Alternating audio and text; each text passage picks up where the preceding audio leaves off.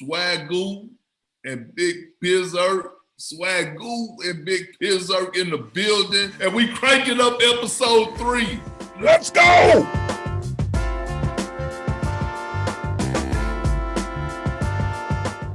Hey, we back.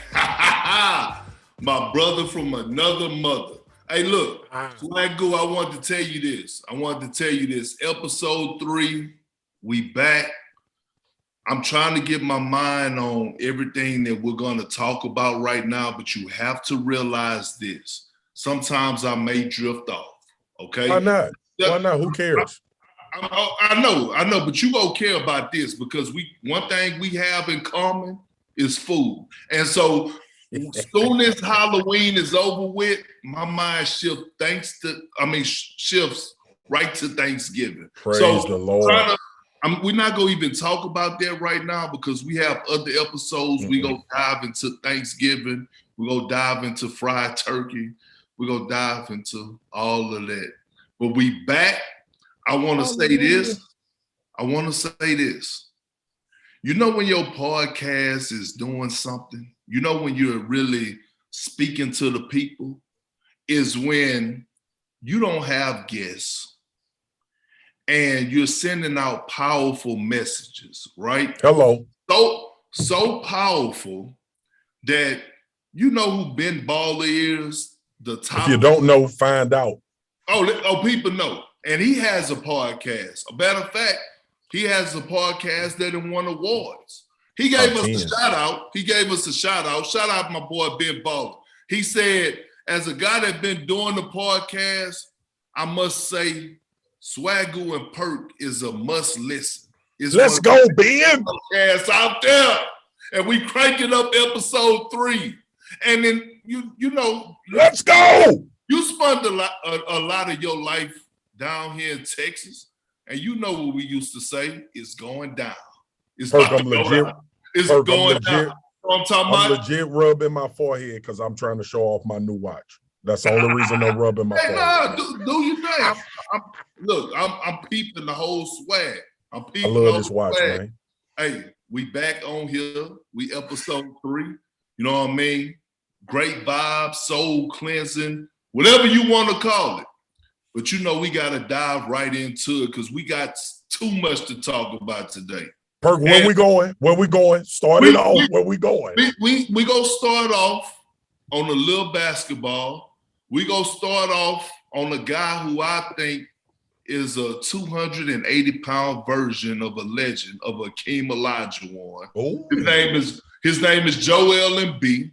And by the way, I saw Akeem Olajuwon this past weekend at a basketball tournament, and me and him talked, and I asked him, did Joel Embiid remind him of himself? He said, hell yeah. So I knew I wasn't saying nothing wrong.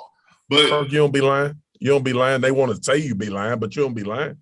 I appreciate it. Appreciate it. But look, I know it's a lot that we got to dive into, but I want to get your thoughts on Joel Embiid.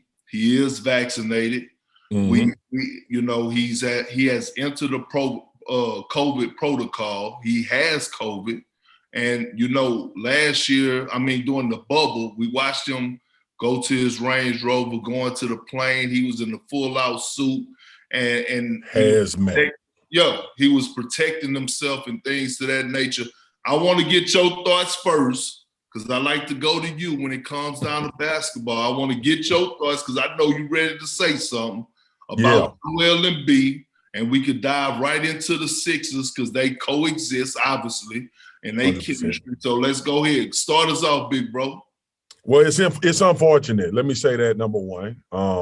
Shout out to Joel Embiid for taking care of his business. Whether you want to be vaccinated or not, we all trying to not get COVID. Like, that's the common thread between everybody. But we also get these reminders, man, that it's still out there. I think we functioning in a space now where we doing football and basketball, and we return to some level of normalcy when it comes to sports.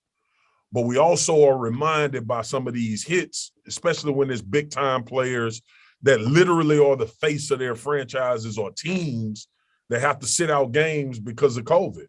And the one thing is, man, like shout out to Joel for taking care of his business and trying to be safe. And it's unfortunate in this regard, Perk, beyond the basketball court, right? Like I think about when Lamar talked about when he came down with it, how he didn't bounce right back. Cam came back with it. He talked about how he didn't bounce right back from it. And I think about y'all sport, bro, is basketball. It's all cardio.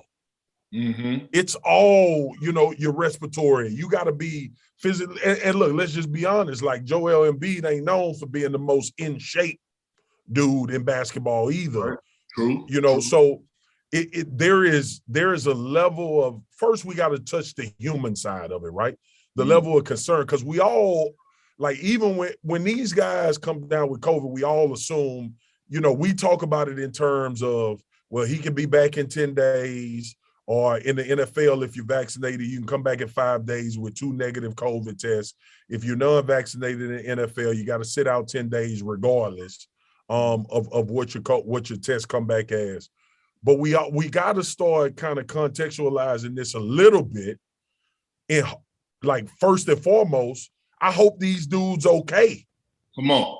You know what I'm saying? Like, come on. We talk about COVID from a sports element, but we missed the point of saying, yo, this disease or this virus has killed millions of people. Yes. Right. So ultimately, yes. we talking about these sports stories, and obviously there's some negative connotation to it too. We're gonna get to that later with the NFL and obviously Aaron Rodgers. But in this particular case, with Joel Embiid, him being vaccinated gives you a little bit of better feeling of how he can deal with it. But also, I think about, Perk, when you come back, right? So what I want to know from you is, when you away from the game for 10 days, and obviously usually a guy can get some work in if it's something going on outside of him being injured and can't move. But with COVID, man, you can't get in the gym and go crazy like that, like by yourself or nothing. So it's not only that he's dealing with COVID as a man and as a human, and it's a virus that have taken so many lives, but also now we get to the sports element of what kind of condition will he be in when he get back? Will this have an effect on Joel Embiid going forward long term, as far as basketball is concerned, and trying to work himself to get ready to make a playoff push because this team was playing well? So talk to me about that, bro, because like I said, we get so bogged down with trying to figure out what these athletes are going to do when they get back. But we don't talk about that window of time when they dealing with the actual virus, and from a human element, may be struggling. Even with Aaron Rodgers, bro, as pissed off as I was that he lied, because clearly that's what he did. He lied. I still was like, man, I hope this in great fashion. But I still was like, yo, this is a person that has COVID.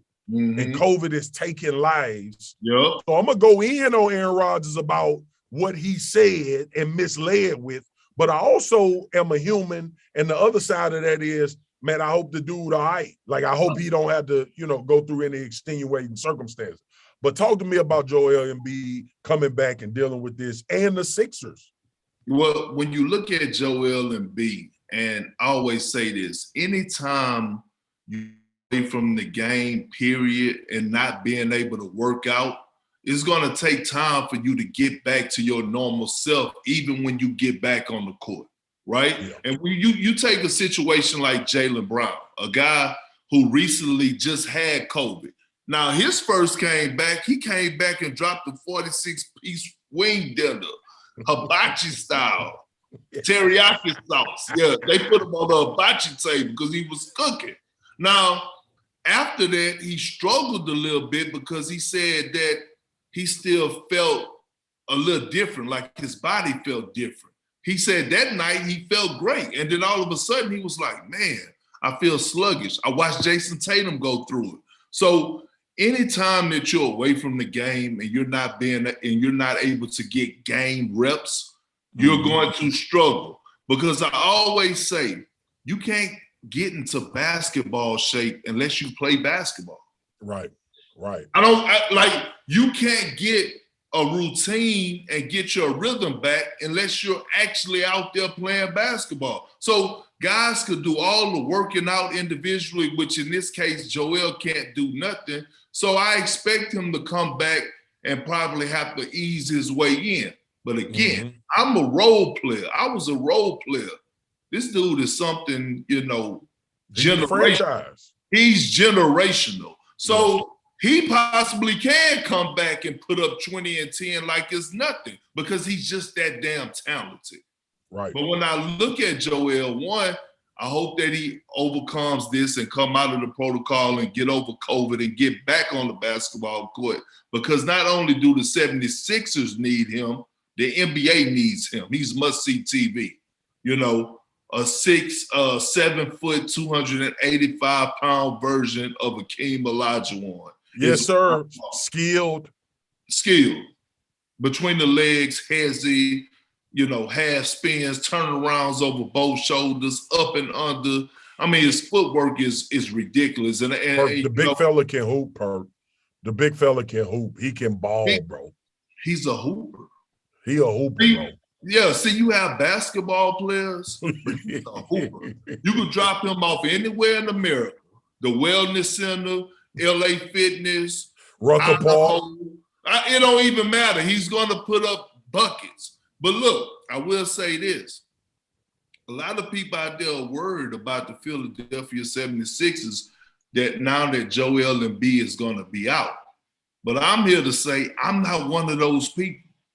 Because I wasn't one of those people that were worried before the season started when they said that the Philadelphia 76ers was going to get off to a slow start because Ben Simmons was gone. I said no. And you know why I said no? Because I was in the locker room with Doc Rivers in 2009. Yeah. Specifically. In 2009, 2008, 2009 season, when we didn't have KG, and we still almost made it to the Eastern Conference Finals because Doc Rivers knows how to get the best out of his players, especially players that are acceptance of his knowledge. Yeah. So when I look at this 76er team, the chemistry there, the togetherness is there, and guys are waiting for their opportunity, like Seth Curry, Tyrese Maxey, Andre Drummond. Andre Drummond had 14 points, 15 rebounds, 7 assists when Embiid didn't play against the Trailblazers and they won. Bro, Andre Drummond, a former All-Star, bro. Yeah, and on the vet minimum this year. Coming off of a $100 million contract. He got something to prove. And so when I look at the 76ers, people always say, oh man, Ben Simmons, Ben Simmons that, Ben Simmons this, and Rich Paul wrong for this. I want to say this. Rich Paul not wrong for a damn thing. Rich Paul could give his advice to his client, but if his client want to go another direction, it's Rich Paul duties to make sure he support his client. Figure out how you do it. But Rich Paul worked for Ben Simmons, man. But guess what? People get it twisted. The agents work for the players. Preach again. But guess what? Rich Paul has another client over there. You know who that other client is? The guy that's filling in for Ben Simmons at the starting point guard position, Tyrese Maxey. So he has to worry about both of those people because he's obligated to do a job for both. So with that being said, I feel like the 76ers are going to be fine.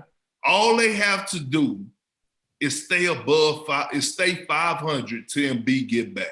If they stay above 500, Perk? Well, they 8-2 right now. So what I'm saying is if Embiid missed 6 games, all they have to do is go 3-3. And 3 of those games are at home. So I'm not worried. But look, since we're Perk, let me ask you something before you go past that. Oh, hold on. You know I was getting the big head. See, you was You was about to host again. You finna tee me up. Yeah, you finna tee me up, Perk. I was about to tee you up so cold. I had already got the big head because I just watched our show again last night, and I was like, oh yeah, I'm gonna throw Spears this lob so vicious he ain't gonna understand. He gonna have to windmill it. Not that old one-hand dunk you used to do. That windmill. Catch that thing at yow. Yow. Perk, let me ask you this though before you tee me up, because I want you to tee me up. What's the Doc effect? You talked about Doc as a coach. What is it like having Doc as your coach? What is Doc philosophy? You know what? Look, Doc is a genius when it comes to offense. Doc Rivers used to sleep with a clipboard on the side of his bed with a pen and pad because he said plays would come to him throughout the night and he didn't want to forget it. See, that's what people don't see. Yeah, man. So that's the stuff people don't understand about Doc. Like when you hear about Tobias Harris having the best career, his best years under Doc Rivers. When you saw Joel Embiid last year finish second in the MVP voting under Doc Rivers, you watching Steph Curry play like a borderline all-star under Doc Rivers. You know why? You know what's the difference between certain guys and a guy like Paul George who threw Doc under the bus and blamed Doc for his lack of being productive that year? Is that you got to be willing to accept certain things. You got to be willing to trust that this coach is going to put you in position to be successful. So when you talk about Doc offensively, he's one of the best to do it. And when you talk about his pregame speeches, Doc could have Perk. This how you be talking, Perk. Yeah. I be getting crunk when I hear him talking. I swear to God. But go ahead, my bad. But seriously, man, Doc could have you really, going out on the court and sometimes forgetting that you're a basketball player. Football. You be ready to throw me. That's what I'm saying. That's how, like, for his motivation. Oh, yeah. Like not most of them, all the great ones. All the great ones can get you ready. Church, tabernacle. Sanctuary, like Pimp C. That's that South. That's that South right there. Shout out to Pimp C, man. I miss Pimp C, bro. Pimp C, Bun holding it down. Yeah. Badass. Bun old professor at Rice. Yeah. Bun too smart. Bun too smart, man. Highly intelligent. But look, I got to tee you up for this because I know. You smiling. I love when you hosted. You smiling right now, but I saw in my mentions, I seen you say carry on in a tweet that you had out. And I didn't even know at the time because I had just got to my phone, but I knew it had to be serious and somebody had to piss you the hell off. And so when I realized what it was talking about Aaron Rodgers. Aaron Rodgers. Going into football, Aaron Rodgers, a guy that lied with a straight face. Now, look, I'm going to sit back and I'm about to listen because I've been ready for this movie. I've been ready for this from you. So go ahead and give it to us. Perk, I'm going to use one of my grandmother's favorite lines. What's that? Boy, you a lie and the truth ain't in you. That's exactly what I thought about Aaron Rodgers. Listen, bro. What else?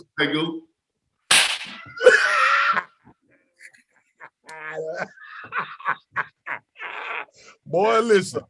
Listen, man. All of that South came out of me when I found out about this Aaron Rodgers thing. Because, bro, you know what's crazy, bro? We do TV. We see each other. We talk about this all the time. We see each other very similar, bro. You know what I'm saying?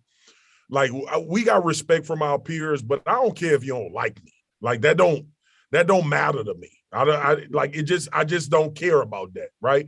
So I'm looking at this Aaron Rodgers situation, and I'm thinking to myself, when we found out he tested positive for COVID, And the way you find out if these guys are vaccinated or not are by what they have to do in COVID protocol. So obviously, Aaron Rodgers gets a positive COVID test. He has to spend 10 days out. Like, it's clear, 10 days. That's the league rules. 10 days, no matter what. He could test negative the next 2 days, right? He could test negative. But you got to sit out 10 days if you're not vaccinated. And Aaron Rodgers did when he was asked by a reporter of his status, and he responded, I'm immunized. Now, Perk, ask me if I'm vaccinated, Perk. Ask me. Swagu, what's going on, brother? Hey, look, as a little bro, I want to know, man, are you vaccinated or unvaccinated? Yes, Perk, I'm vaccinated. Oh. Now, ask me again, Perk. All right, okay. Swagu, man, look, the season around, you got to be in the studio. You know the requirements. Are you vaccinated or not? Yeah, I'm immunized. Perk. First of all, I don't even know how to say that I word, and I'm not about to even try to hold up our show pronouncing it. That's it. That's it right there, Perk. He said, yeah, I'm immunized. He knew how people was going to walk away from that. He knew all of them reporters in that room. Aaron Rodgers had the audacity to say on the Pat McAfee show, if I would have had a follow-up question after he said, yeah, I'm immunized, he would have went into detail about what he was talking about. Man, you know damn well you said, yeah, I'm immunized to give people the impression that you was vaccinated. Not one reporter in that room dug deep because they all were under the assumption that you were vaccinated. Come on. So listen, and this is where it gets misconstrued in public, okay? Because you done saw it too. I done saw it. You know, this is what they say, Perk. We puppets. We pushing the agenda of the government. We pushing the agenda of ESPN. Let me tell y'all something. I don't give a damn about all of that foolishness that be spewed when we start talking about COVID and vaccine and non-vaccinated. Me and Perk told y'all in the opening show on this damn podcast, we do not care how you feel about us. We don't. That's the truth. Here's the thing for me, Perk. Don't mislead, bro. You know this is my thing. If it is or if it ain't, stand on it. As a man. Because you to the man. Stand. It don't mean you always right. It don't mean the crowd is gonna agree with you. You might even have people close to you not agree with you. Come on. But if you convicted, man, stand on it. Come on. So Aaron Rodgers answered the question that way.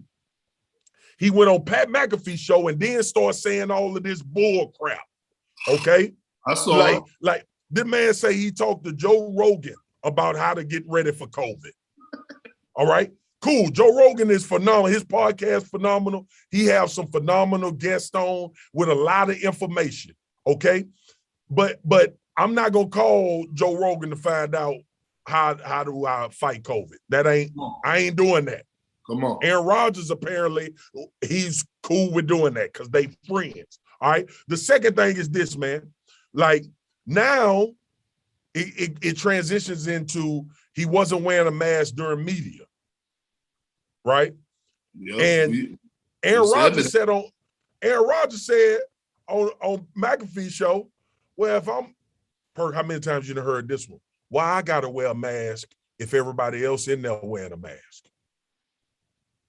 Boy, because it's airborne, boy. Yeah, and guess what? With that answer, you haven't done as much research as you said you did. Come on, man. That should have been the first thing you knew why you wear masks. All right, Perk, let me say this because this is important and we're going to move on because I don't want to get pissed off this early in the podcast, okay? I don't want to be angry this early. I was enjoying it. I really was. Here's the thing. Let's make this clear for our listeners. Let's make this clear, okay? I am not judging you if you don't get a vaccine. You just can't come around me and mine. Right, straight up. Nah, I'm with you on that. Yep. And then the second part of that, Perk, is your personal choice is your personal choice. The difference in this situation is your personal choice could affect somebody else's life. Yeah. All right. So let's just get that out in the open. All right. And so whether you vaccinated or non-vaccinated, Swagu ain't hating on you. Just don't come around me. Come on. Period. So that's a conversation personally between me and mine that we need to have a conversation. If you decided not to get vaccinated, you can't come to my house. All right. We can't ride in the car together. We can't do none of that. Because even me being vaccinated, I can get COVID and you not vaccinated and you get COVID contracted from me. And now you in a life-threatening situation potentially. So listen, do you, but just make sure everybody around you know you doing you. Right. And don't fool people into thinking you did or took the precaution that right now, based on what doctors are saying, and millions and millions and millions of people that have gotten the vaccine, okay? And on behalf of the millions that have lost their lives, just be honest and stand on it and let everybody know your situation if you got to interact with them. Come on. All right? So that's it. That was stand on it. The one thing that pissed me off. Aaron Rodgers lied. He tried to be deceitful. He tried to play games. All right? And everybody always talk about, man, he's so damn smart and he's so damn, I don't doubt that. I don't know Aaron Rodgers personally. What I know this was to be, though, you lied and you misled and you tried to fool people into thinking that you were vaccinated when you weren't. And you could have said that, Aaron Rodgers, because Kirk Cousins said it, Lamar Jackson said it, other players in the NFL said it. I'm not vaccinated, right? And they stood on it and they deal with whatever got to come. Whatever protocols, whatever we got to do. That's what we got to abide by. I'm not getting vaccinated. You stand on it. And everybody knows it. To Aaron credit, he said his team knew and all of that. But ultimately, you wanted the public to be cool with Aaron Rodgers. So you ain't tell the truth when you was asked the question. And now when they come out this way, now you got to go into defense mode and you got to act like everybody else crazy because you stood your ass up there and lied about being vaccinated. Okay, I'm done, Perk. No, I was all here for it. I'm here for that. I'm listening to you. I was ready for that action. But my thing with Aaron Rodgers is all your points. And I will say this.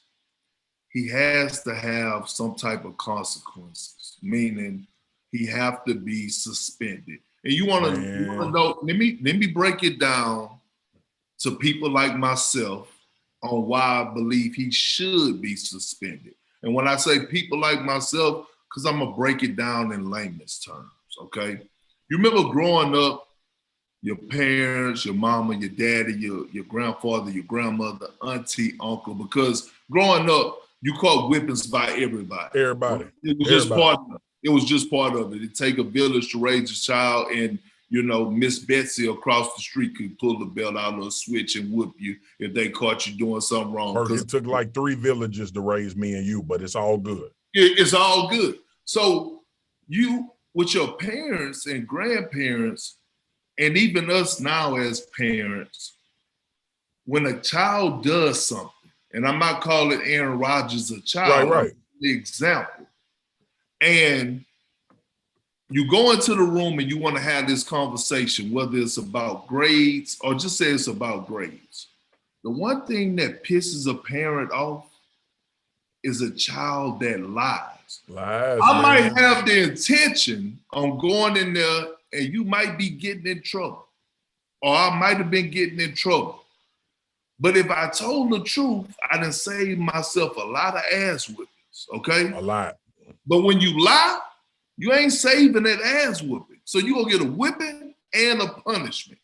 That's my thing. Something has to happen because Aaron Rodgers lied. Yeah, now, man. Yeah. So when he comes back, I don't know if it's a big fine.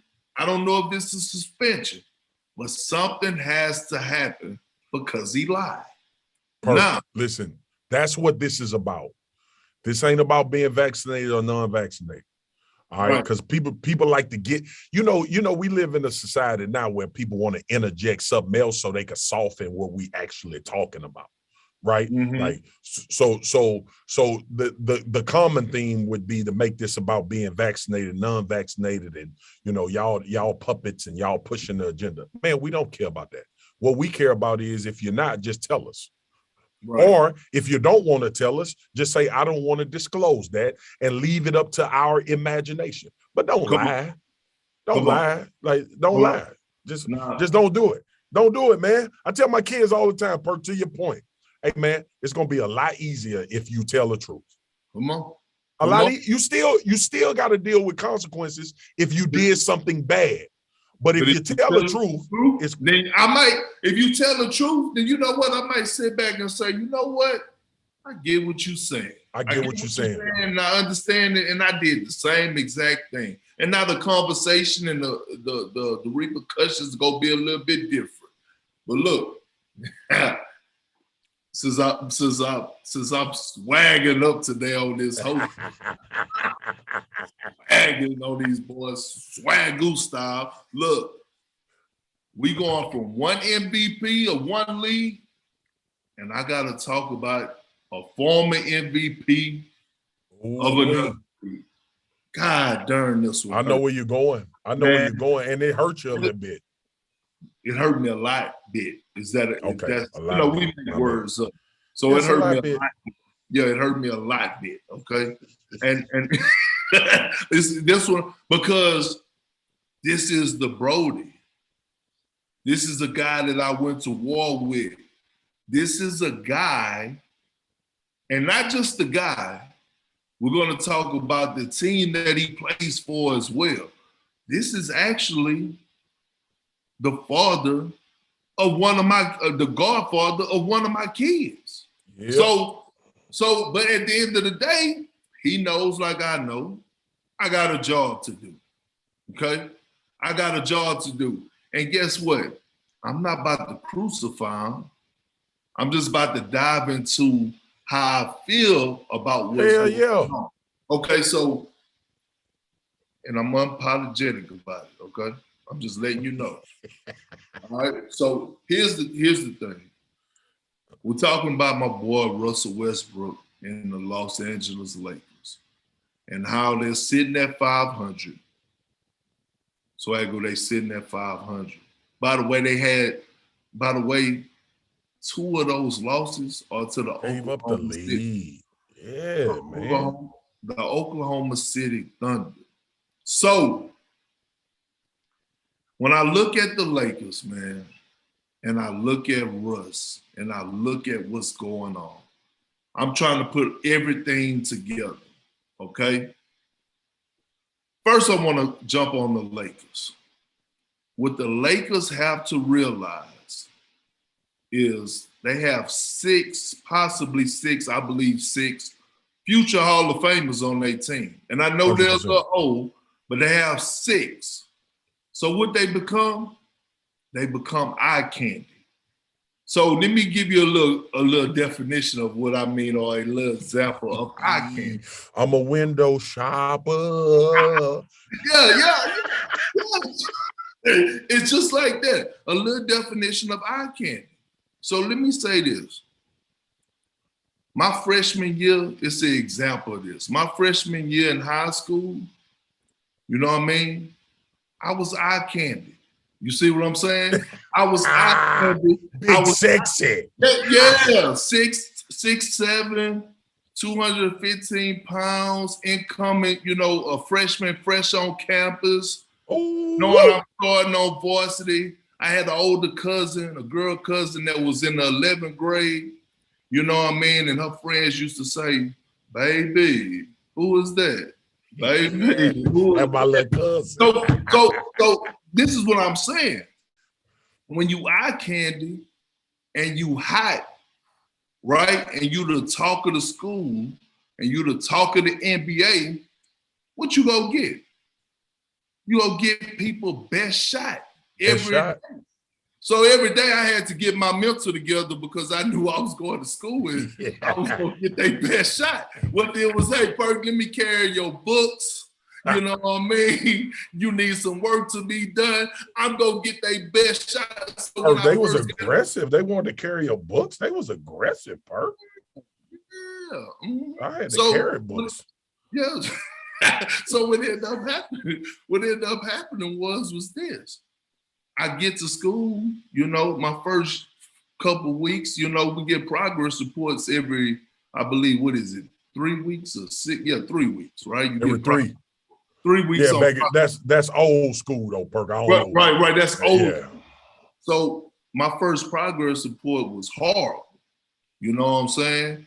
And so my basketball coach, Coach Butte, he was like, look, you don't get these grades up. First, I got licks. We got hit with the paddle. I don't know what they do in the new school, but we got can't do that no more. People be calling police now. So what ended up happening was I had to get my mental together and get back on track of what I'm here for, to get my books and to make sure I'm able to be the best version of Kendrick Perkins, the basketball player as well. How can I do that? By locking in. So when I look at the Los Angeles Lakers, the talent is there, but they have to lock in, especially Russ. People think I was about to crucify Russ. I'm not. See, Russ is going through a lot. First of all, it's already pressure when you playing being home. No, not just at home. But when you playing on the team with LeBron James, you don't even look. I played with a lot of future Hall of Famers, but when I got to Cleveland, I said, man, this type of energy this dude got to deal with, and his teammates, this get a little different. And so you take into account LeBron James and Russ, like you said, going home. Now it's time to lock in even more. So you know what I'm saying? Pishu and Jabali and all them that's at the crib, your partners, your friends, your family. Nah, dog, I gotta lock in. Commercials, events, I deal with that after the season. And I know Russ. So what I'm saying is I'm looking at Russ with some of he's leading the NBA in turnovers. So some of his turnovers are not, it's uncharacteristic. That's right? not who he is. Yeah. That's not who he is. Him airballing pull-up jumpers from the elbow is not who Russell Westbrook is. You can say what you want, but his elbow shooting has always been automatic. It's his threes that we all. It's the threes, yeah. So, but that goes to show me, no, Russ, you got to lock in. And so when I heard his interview the other day, he told one reporter, Swagu, he said, it's no pressure. And I'm thinking to myself, the hell if it ain't, it's a lot of pressure.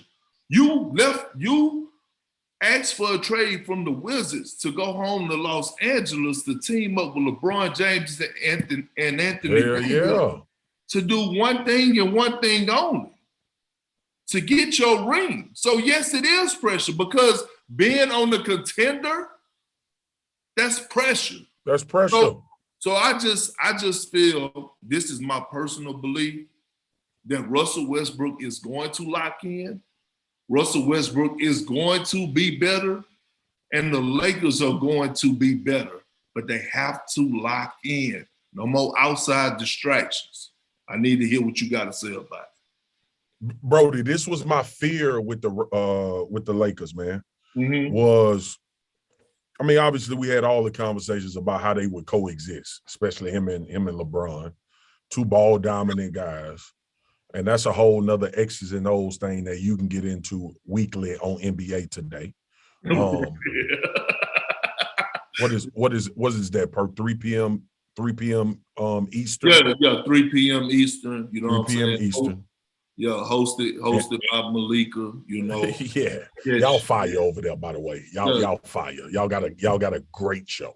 You know what we doing, right? We trying to set the same standard that the NFL live show bring. Oh, you know what I mean? Yeah. Now we just scratching the surface because right now y'all must see TV. Y'all been must see TV. So we trying to follow, you know what I mean, y'all energy. We trying to follow y'all insight. We trying to follow y'all togetherness. That's the key. So, That's the key. I'm gonna shoot that little advice and then I'm gonna get back to the Lakers. Hey man, y'all communicate with each other. We got a group chat with NFL Live. We talk to each other for real. Our disagreements ain't angry. They just disagreements. And we joke on each other without it being personal. Everybody know, everybody open season. Okay, so it don't matter, right? That's literally that's the formula for our show. You know how it go. When you in the middle of it, you ain't thinking like, oh, we got a really good show. You just doing your show. We doing our thing. But back to Russ and the Lakers, man, and we gonna bounce because you said a lot of what I would say. But here's what I would say, Perk. I will be absolutely disappointed if they don't figure this out. Because the one thing that I said before this season started, and everybody was talking about how old this roster was and what they were going to have to go through, the one thing that gave me concern was coexisting with Bron and Russ. Like, how would you put that on the floor and get one of them? And we all know LeBron has no problem being a facilitator. No problem at all. The problem is with Russ, he's a scorer and a facilitator. This dude triple-double king, bro.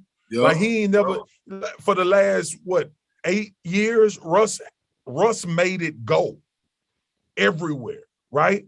So when y'all left OKC and he was doing this thing, and when he went to, when he was at OKC on that deal, it was him. It was his show. I went to see him play the Mavericks. I was like, this dude is unreal. It's unbelievable how athletic he is and how good he is with the ball in his hand.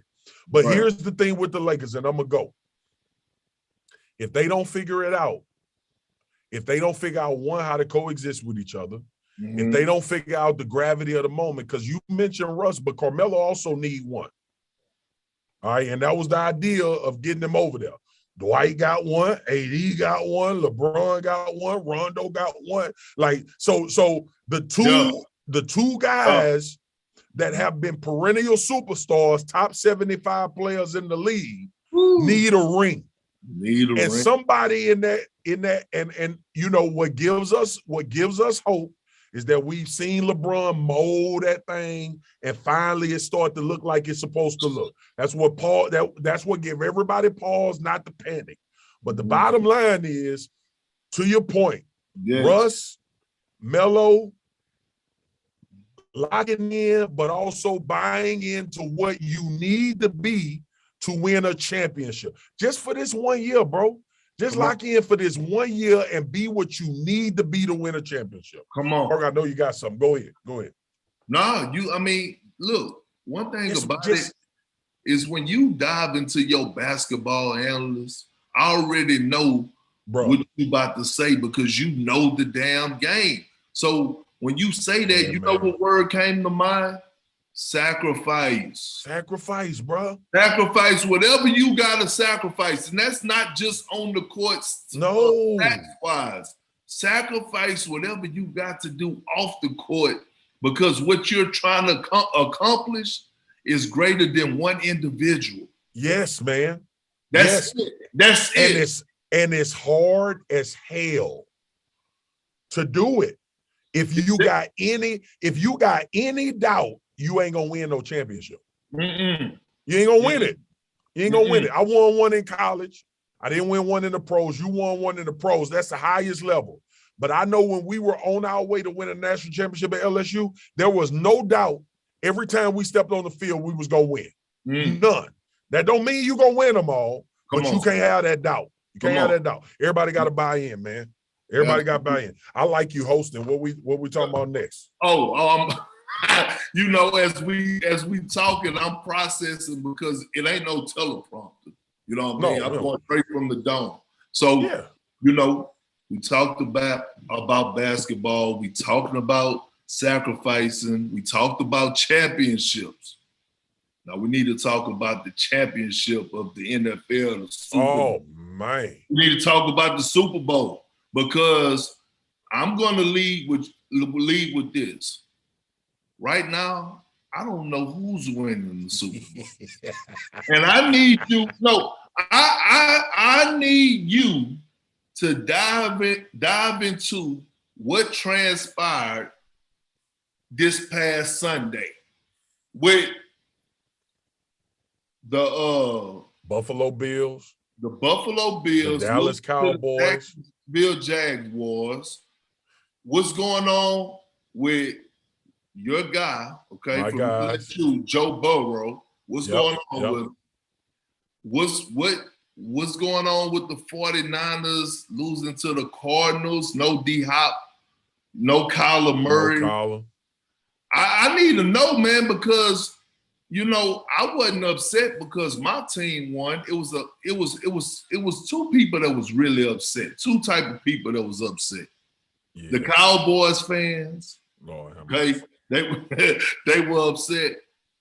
And the people out there that be walking up to them cages in Vegas, they had to be upset this weekend. They had to be upset this weekend. They were placing them tickets. They was placing them best perk, and they lost everything.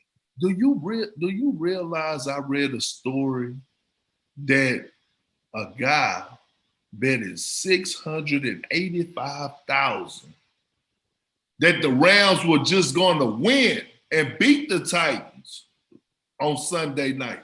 But I'm gonna let you take it from there. Yeah, that's how confident he was. He didn't bet no other games, but he waited for the Rams and the Titans. So I need you to take me through this past weekend and everything that transpired, the good, the bad, and the ugly. Perk, I hated him. I hated in the NFL, man. Bro, because, look, man, you, all right, believe it or not, people, we put a lot of work and preparation and a lot of researching into our jobs, okay? Mm-hmm. And the great thing about what we do, Perk, is that we know there are no guarantees. All right, there are no guarantees, bro. The guarantee is that somebody gonna win the championship. That's the guarantee. Yeah. But ultimately, we playing now. We in week 9 in the NFL, bro. We closing week 9 out, and everything is week to week now. Like this last final push is about playoffs and playoff positioning. And when you see, and let me tell you how fragile it is, because I used to tell people this all the time, bro. And people don't believe this because, you look at it as a fan and you don't think about it in these terms. And that's the great thing about us being on here, right? Because you know this in basketball as well. There is not a lot of separation between 1-15 and 15-1. A lot of people think it is. All right. But when you start talking about the NFL, bro, it's talent on all of them rosters. Right?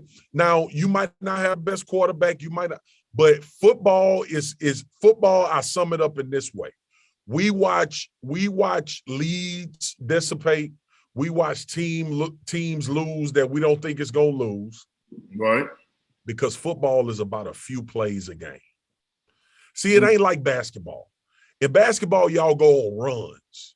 Yep. And the team that have the run and it lasts the longest usually wins the game. Right?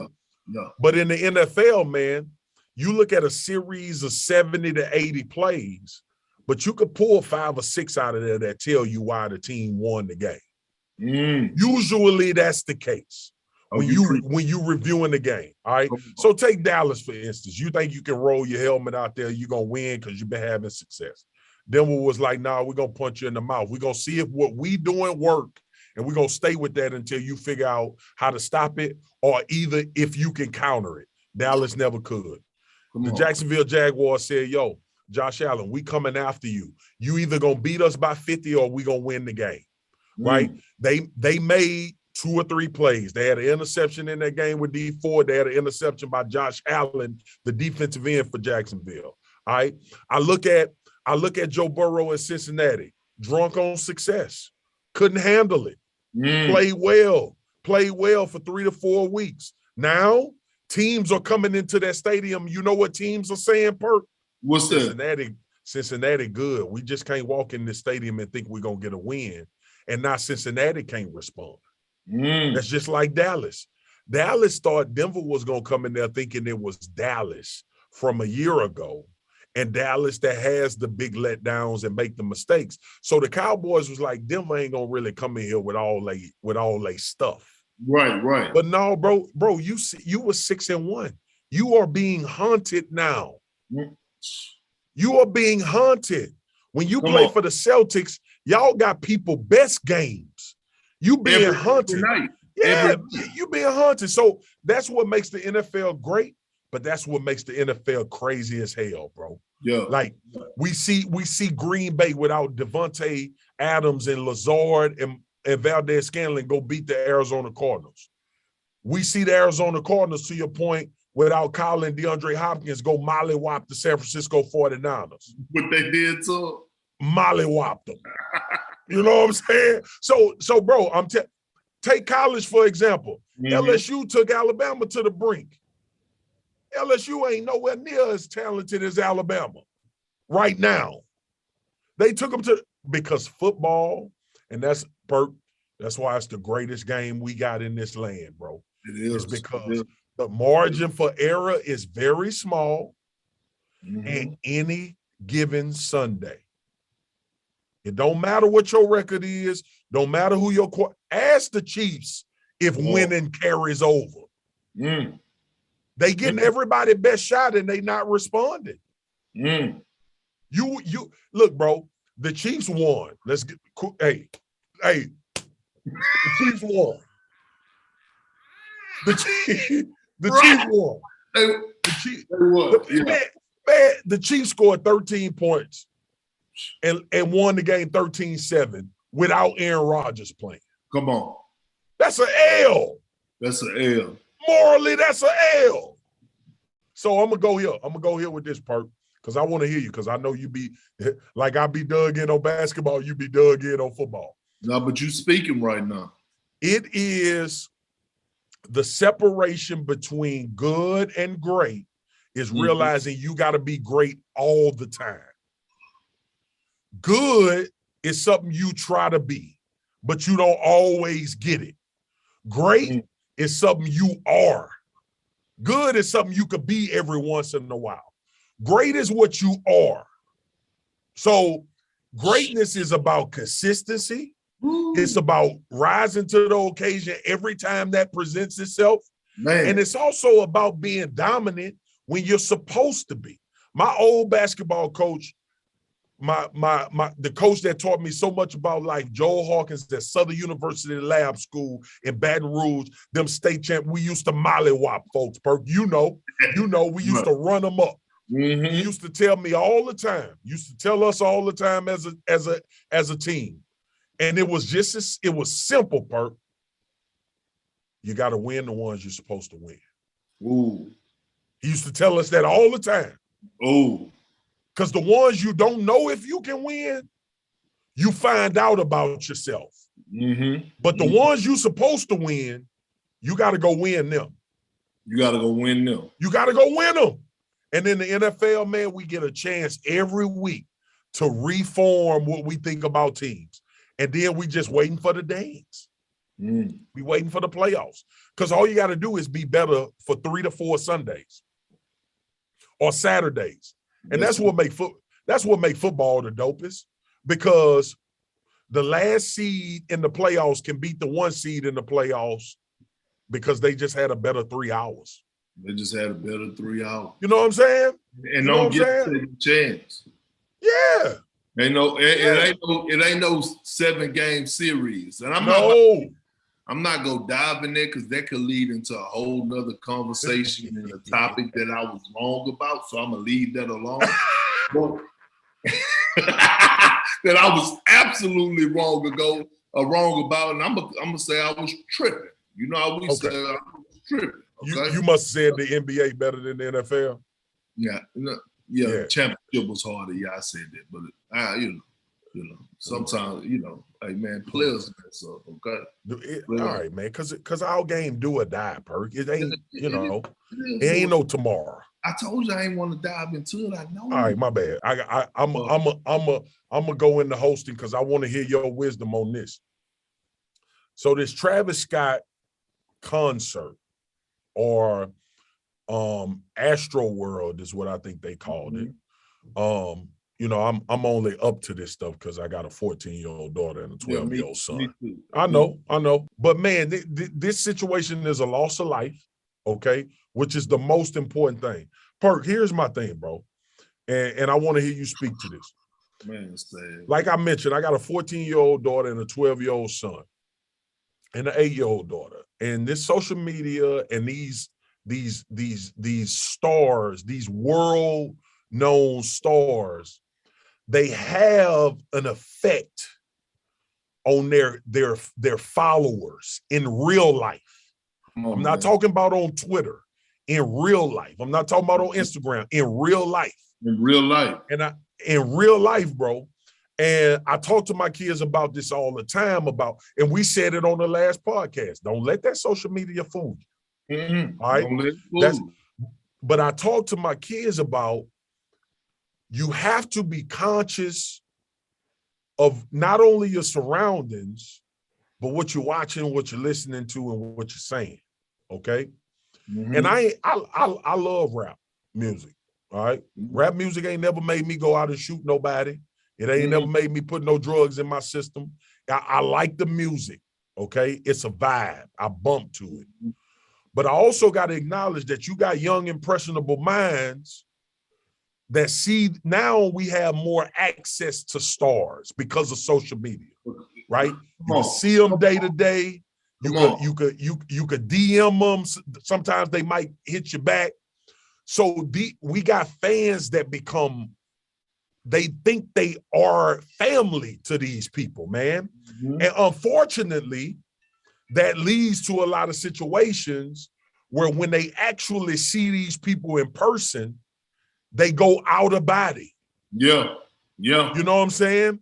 And I think that is the example of what transpired at this concert, which is unfortunate. But I want you to speak to the effect, bro, of these stars and the messaging sometimes that they need to give out to make sure everybody's straight.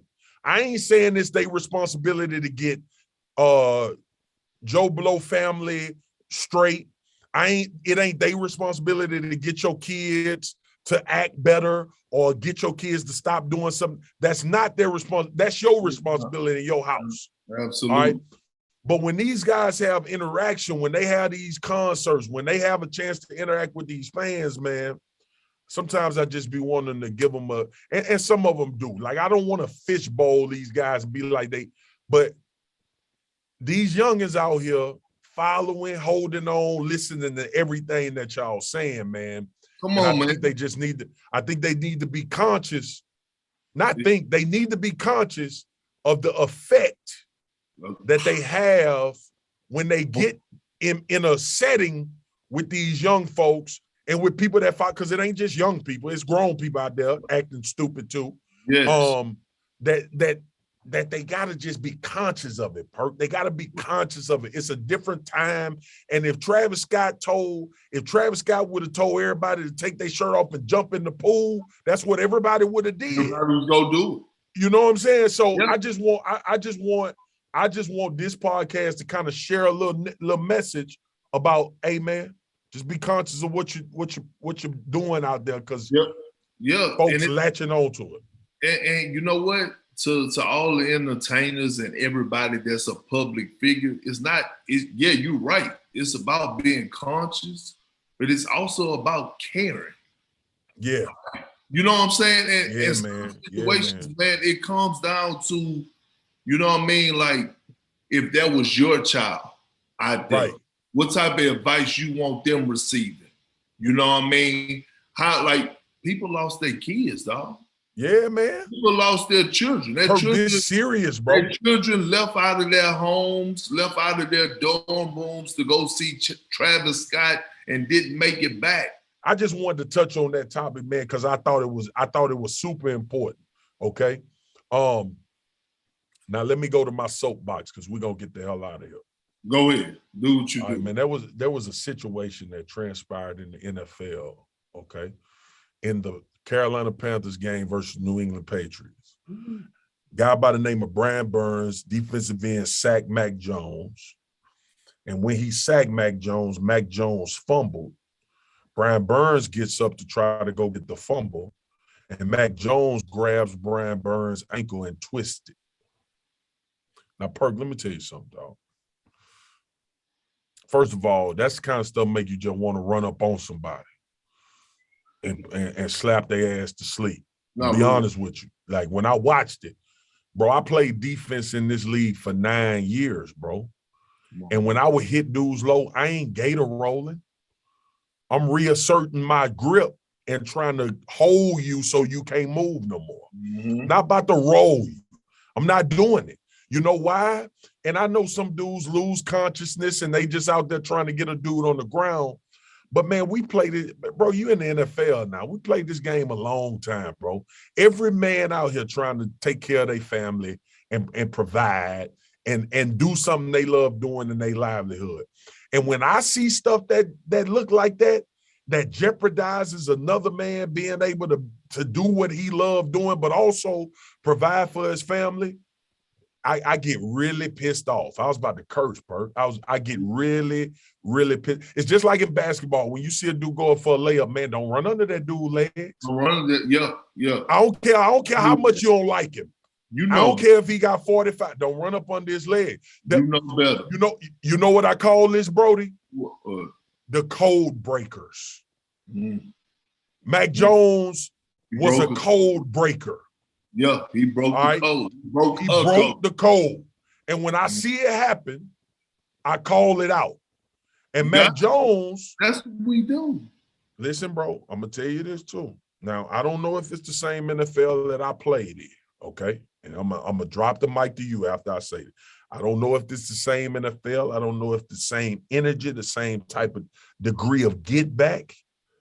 But if this was Mac Jones in 2005, 2006, when I got drafted, it would be retribution from other D linemen that saw what happened. All right?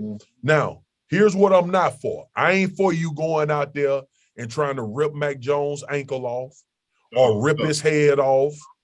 But when people hit him, they gonna hit him a little harder. Yeah. They gonna find what, dude, I'm telling you. So he better protect himself because that is circulating now. But see, you know what could have, and look, I'm 100% with you. As a guy that was in Foresight, I didn't play dirty. I mean, I had ain't played. Yeah. I mean, we got in the trenches a little bit, but I will say this. Somebody in his locker room should have checked him after the game. Just to keep it a buck. Look, I know you my teammate, and I get that. But somebody in that Patriots locker room should have checked him. And he's a rookie. I get he's the starting quarterback. I didn't say put your hands on him. No. Even, you know what? I'm going to take it a step further. Even if the Patriots check him. Yeah. And they come out public and say, hey, the Patriots have fined Mac Jones for 10, 15 grand for what he did to this player. Oh, Lord, let a defensive player would have did that to a quarterback. That's what I'm saying. Like, you protecting the quarterback, protect all players. Protect all players. And that's what I got to say on the situation. Yeah. Somebody in-house, whether it was the organization, Bill Belichick, one of the players, some veteran should have checked it. Now, because you know we got to end on a positive note. Let's do it, please. Please, I want to get away from this negativity. Yeah, we got to. You know I love you, my brother, to the casket, close and beyond. Till it close. Yeah, and beyond. Adrian Peterson, shout out to him. We gotta give him love. Setting another milestone, doing Adrian Peterson type things, holding it down. Bro, AP been in the league 20 years. AP was in the league when me and you was in high school. Dude, it is unbelievable. That dude came straight from the street and played an NFL football game and scored a touchdown. But go ahead, Perk. What you want to elaborate on AP?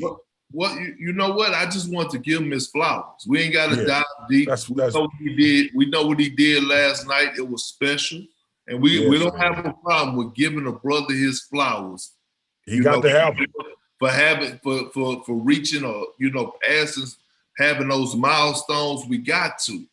But I will say this, all right, because I got something on my mind. I gotta say, hey, listen, all this we just talked about. My words of wisdom today is, don't you be the one to get on the boat and sink the boat because you can't be the captain. We'll holler at y'all next week. Hey, hold on. Hey, was that something real? Don't be the one. Get on the boat and sink the boat because you can't be the captain.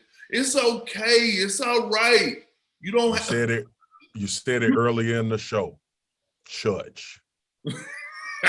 Tabernacle. And we go end with that one. Episode 3, Swagu and Big Perk. Swagu and Big Perk in the building. Shout out to the homie Ben the Ball. Hell yeah. Recognizing real recognize real. Hey, and you know and all of our fans who've been tapping in too on the podcast, man. Well, like it's been humbling, y'all, to hear from y'all. Y'all keep it coming. It's been beautiful. Beautiful. That's what it's been. I get in my you know what I'm saying? It's been beautiful. It's been gorgeous. Yeah, it's been gorgeous. Beautiful. It's been beautiful. Perk, let me ask you this before we get out, man. Monday night, all right. So let me tell you, man, I travel during the week. Mm-hmm. I'm in Bristol. Monday night for me is steak night. I'm about to get me a big ass 16-ounce bone-in ribeye. I'm getting some cream spinach, and I'm getting some potatoes au gratin from Fleming's. Oh, okay. Yeah. I do it every Monday, Perk. I do it every Monday. Why not? Monday. I worked hard to get a damn steak. What's your meal tonight? What you eating on? Man, you know what? Look, wifey asking me, hey, what you want to eat? I ain't cooking for you in a minute. So I say, you know what? I know you've been busy, baby. You've been running around with these kids holding it down. Yep. We gonna go back to the old school, the first meal you ever cooked for me, because she was talking about doing some, you know what I mean, some oxtails. She was going in. She wanted to go in. So I said, you know what? Just cook me some spaghetti. So I got some spaghetti, some real slick, because I'm about to go in here. You know, I got to pack my bag because I travel on Tuesday morning. Yes, sir. To LA. Yes, sir. But we ain't going to talk about that. I know next week we diving into all type of stuff. We definitely diving into Thanksgiving. You know what I mean? Because we didn't get the size that we are today without Thanksgiving, and we got to make sure the people understand what Thanksgiving means. I'm frying every damn thing. Frying every damn thing. If you want something baked or smoked, don't come to my damn house. I'm frying everything. I'm gonna fry the water we drinking. That's what I'm doing. I love you, big homie. Hey, this been episode 3 of Swagu and Perk. We know we killed it, so y'all ain't even gotta tell us. Peace. I'm gonna fry the water.